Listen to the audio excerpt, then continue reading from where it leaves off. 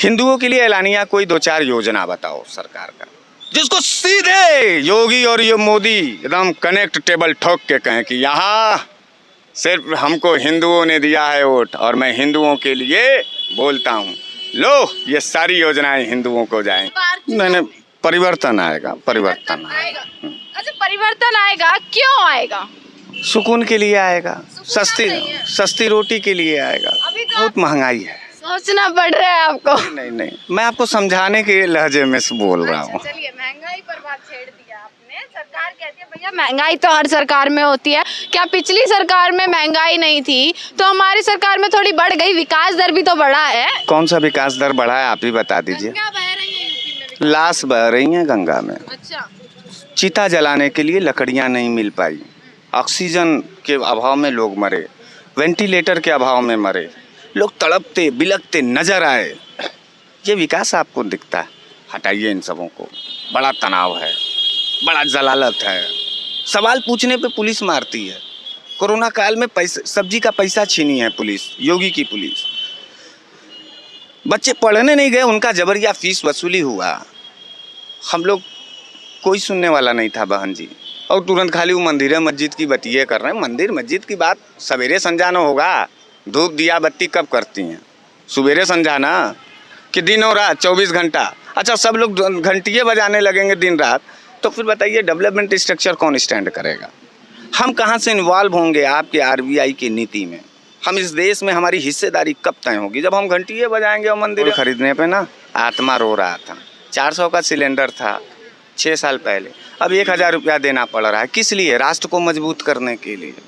हमने बिजली का बिल 2.5 रुपया खरीदा था, किसके लिए मजबूत किया? 9 रुपया 40 पैसा में, इसलिए कि भारत राष्ट्रवाद, हिंदू।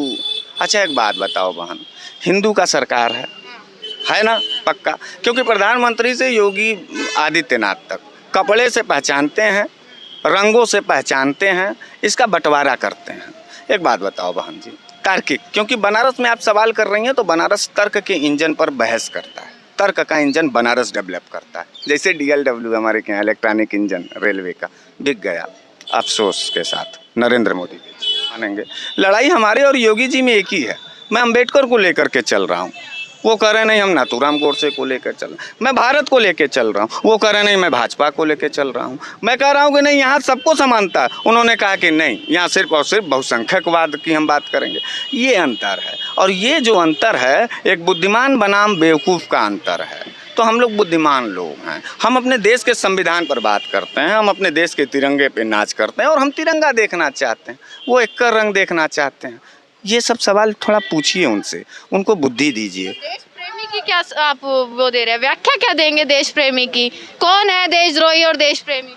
भारतीय जनता पार्टी देशद्रोही है, दंगा करने वाली है, देश को जलाने वाली है। योगी बाबा, योगी मोदी बाबा, तमाम उनके मिनिस्टर सब जलाने वाले देश के लोग हैं। हम लोग देश बचाने वाले लोग। तो देशभक्त कोई बताता नहीं है अपने आप को। अब उनकी पागलों की बात फिर वही कह रहे हैं कि पागलों की बात सुनेंगे। ऐसा तो नहीं भैया जो जय श्री राम बोले या जो भारत माता की जय बोले। कि वोट देने से पहले ये याद जरूर रखिएगा कि वो दर्द हम कैसे भूलेंगे जो पिछले 5 साल में दर्द हमको मिला है। नंबर 1, महंगा गैस सिलेंडर का दर्द हम कैसे भूलेंगे? जानती हैं, जब सिलेंडर वाला आता है ना तो घर की पत्नी जो है चिल्लाने लगती है और पति दरवाजे के पीछे छिप जाता है, नहीं रहता 1000।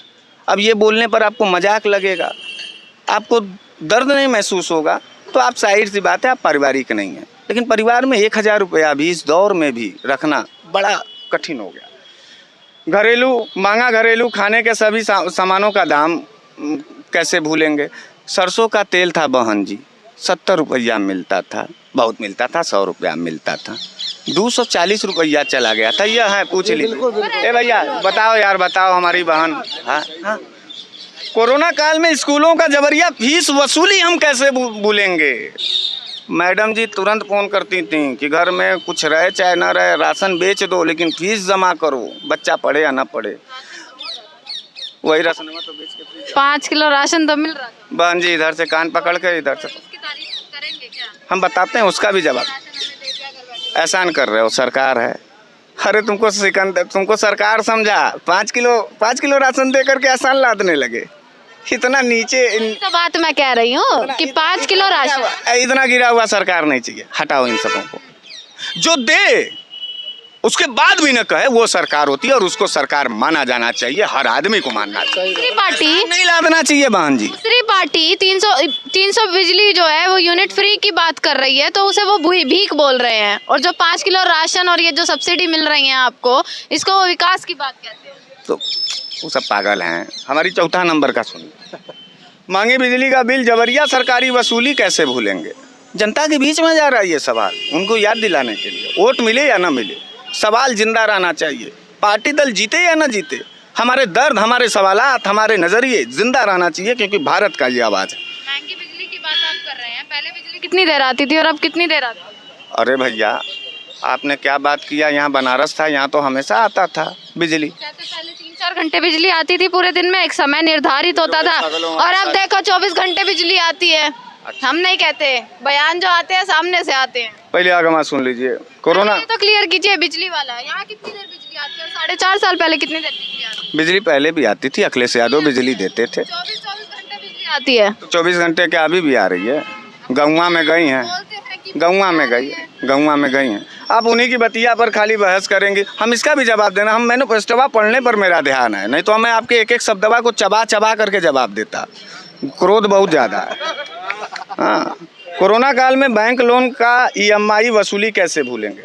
पेट्रोल डीजल के 100 पर दाम से तबाह कमाई कैसे भूलेंगे। बहन बेटियों का बलात्कार और अत्याचार हम कैसे भूलेंगे। सड़क, सीवर, बिजली, पानी का किल्लत हम कैसे भूलेंगे। बढ़े हुए नगर निगम और जल निगम का टैक्स को कैसे भूलेंगे। हिंसा का, हिंदू मुसलमान का, मंदिर मस्जिद का डंका बज रहा है। आपको भी गर्व होना चाहिए, आपका डंका बज रहा है। जोरदार स्वागत होता है बनारस का नाम, जब नाम आता है नरेंद्र मोदी का, काशी की बात हो जाती है, बनारस की बात हो जाती है, वो तो गर्व की बात है ना। इधर आइए, महादेव बड़ा कि मोदी बड़ा।